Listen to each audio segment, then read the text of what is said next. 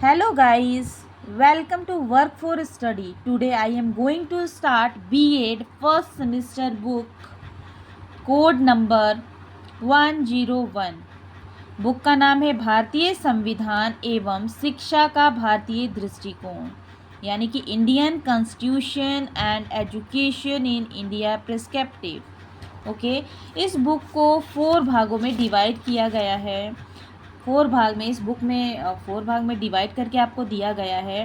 पहला टॉपिक है भारत में शिक्षा का आधार, एंड दूसरा आपका टॉपिक है शिक्षा और दर्शन शास्त्र, एंड तीसरा टॉपिक है आपका शिक्षा और समाज शास्त्र, एंड आपका चौथा टॉपिक है शिक्षक और समाज में परिवर्तन। शिक्षक और समाज में परिवर्तन। तो ये चारों टॉपिक को हम लाइन बाय लाइन डिस्कस करेंगे और इसको समझेंगे। पहला टॉपिक है हमारा भारत में शिक्षा का आधार। तो चलिए अब इसको पढ़ते हैं। पहला टॉपिक हमारा है ज्ञान की धारणा एवं विश्वविद्या। विश्वविद्या क्या होती है हम अब यहाँ देखेंगे। ज्ञान से हमारा भाव किसी विषय की व्यवहारिक या सिद्धांतिक समझ से है, यानी कि किसी भी विषय के बारे में उसके व्यवहार और सिद्धांत यानी कि रूल के बारे में समझना जो है, इसमें सिद्धांत तथा व्यवहार दोनों को शामिल किया जाता है। सिद्धांत का मतलब क्या होता है? रूल, और व्यवहार मतलब बिहेवियर हमारा, दोनों को शामिल किया जाता है शिक्षा ज्ञान में। यह आम तौर पर औपचारिक या क्रमबद्ध रूप में होते हैं। आम तौर पर औपचारिक का मतलब क्या होता है? ऑफिशियल, एंड क्रमबद्ध यानी तर्क रूप में होते हैं, यानी कि किसी की समझ को समझना।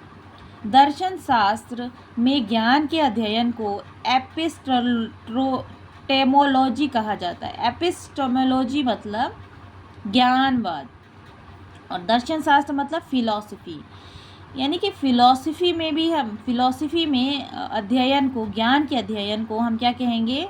एपिस्टेमोलॉजी यानी कि ज्ञानवाद कहा जाता है। प्रसिद्ध दार्शनिक प्लेटो, यानी प्रसिद्ध दार्शनिक का मतलब होता है फिलॉसफर। जो फेमस फिलॉसफर थे प्लेटो ने ज्ञान की परिभाषा दी है, उन्होंने ज्ञान की डेफिनेशन दी है कि वास्तविक तथ्य को उचित सिद्ध करना। वास्तविक यानी कि रियल फैक्ट जो होते हैं उसको उचित यानी कि सही सिद्ध करना। चाहे वास्तविक तथ्य की तुलना समस्याओं को जन्म देती है, वास्तविक तथ्य जो होता है वो समस्याओं को जन्म देता है, फिर भी ज्ञान और सिद्धांत की अनेक परिभाषाएं दी गई है। बहुत सारी परिभाषाएं दी गई है। चलिए देखते हैं क्या क्या परिभाषा है। विश्वविद्या को समझना। विश्व का मतलब होता है आमने सामने रूबरू होकर एक दूसरे को समझना। ओके, संस्कृत का शब्द विद्या शब्द जो है हमारा ये संस्कृत भाषा से लिया गया है। ओके, भारतीय दर्शन शास्त्र के प्रत्येक भाग में पाया जाता है, यानी कि दर्शन शास्त्र मतलब फिलॉसफी। भारत में जितनी भी फिलॉसफी है उसमें सब में हमें ये विद्या शब्द जो है देखने को मिलेगा। और इसका अर्थ क्या है? विज्ञान यानी कि साइंस, शिक्षा यानी कि एजुकेशन, ज्ञान और विद्वता है। इसमें वैध ज्ञान की बात की गई है। वैध ज्ञान यानी कि वैध ज्ञान जो हमारा पहले का ज्ञान था। पहले जो वैदिक काल, आपको पता है ना, वैदिक काल को 4 भागों में डिवाइड किया गया था। ऋग्वेद, यजुर्वेद, सामवेद और अथर्ववेद। तो ये वैद काल है, वही वैद काल है जहाँ पे वैद शिक्षा हमें प्राप्त होती थी, जिसे नकारा नहीं जा सकता, और वास्तविक ज्ञान जो कि खुद का ज्ञान है, और वैदिक शिक्षा को हम झुठला नहीं सकते। ओके, और वास्तविक ज्ञान जो हमारी समझ है, जो कि खुद का ज्ञान है और हमारा ज्ञान है, प्राप्त होता है। विद्या केवल एक आध्यात्मिक ज्ञान नहीं है। वो आध्यात्मिक का मतलब होता है मन का ज्ञान, सिर्फ हम अपनी दिमाग से समझ ले उसे ही विद्या नहीं कहेंगे। जिससे वेदों को ही समझा जा आगे देखिए, जिससे वेदों को ही समझा जा सकता है। वेद से हमें ज्ञान का पता लगता है। वैदिक काल में विद्या के दान को सभी उपहारों में सभी उपहारों में श्रेष्ठ समझा जाता था।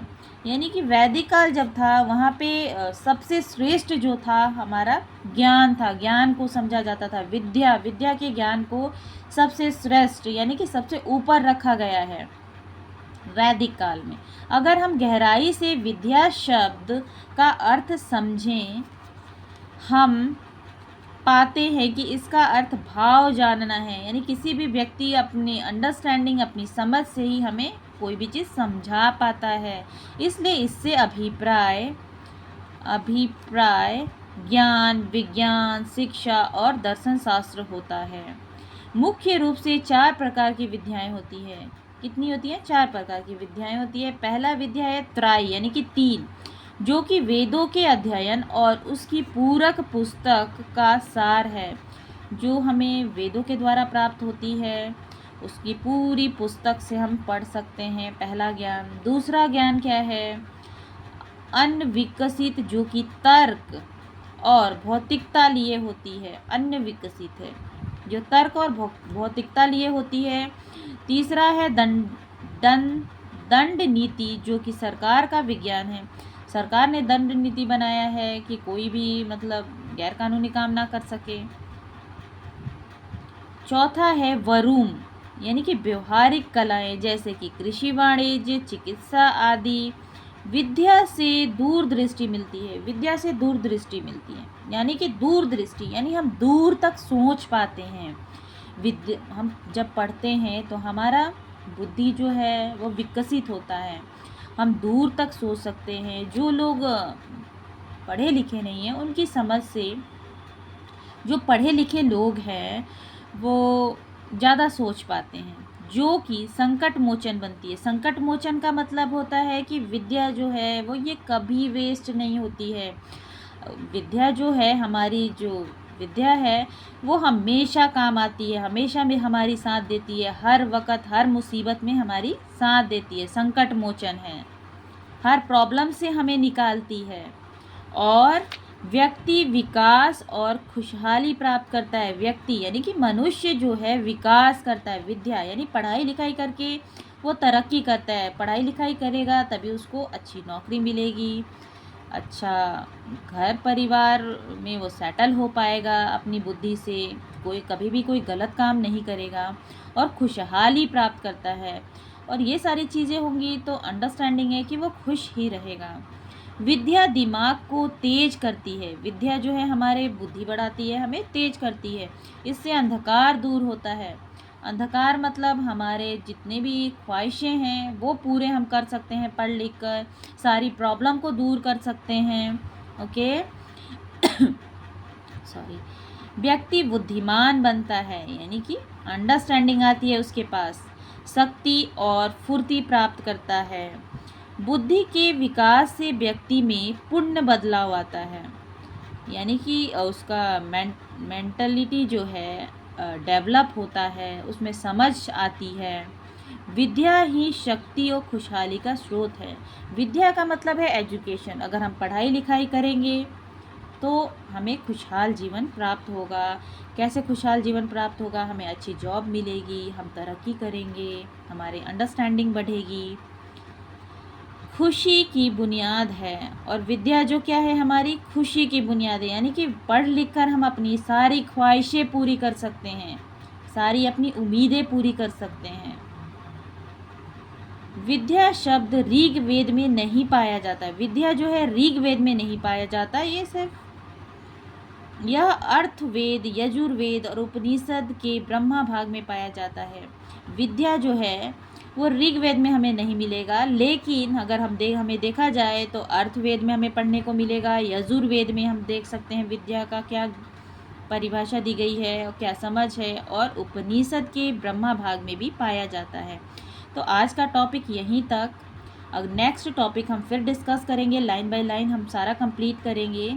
जो आज मेरे चैनल पे आज नया है वो मुझे अगर आपको पसंद आए तो लाइक करें, शेयर करें एंड सब्सक्राइब करें प्लीज़ गाइज़। ये मेरी पहली वीडियो है, please support me. Thank you.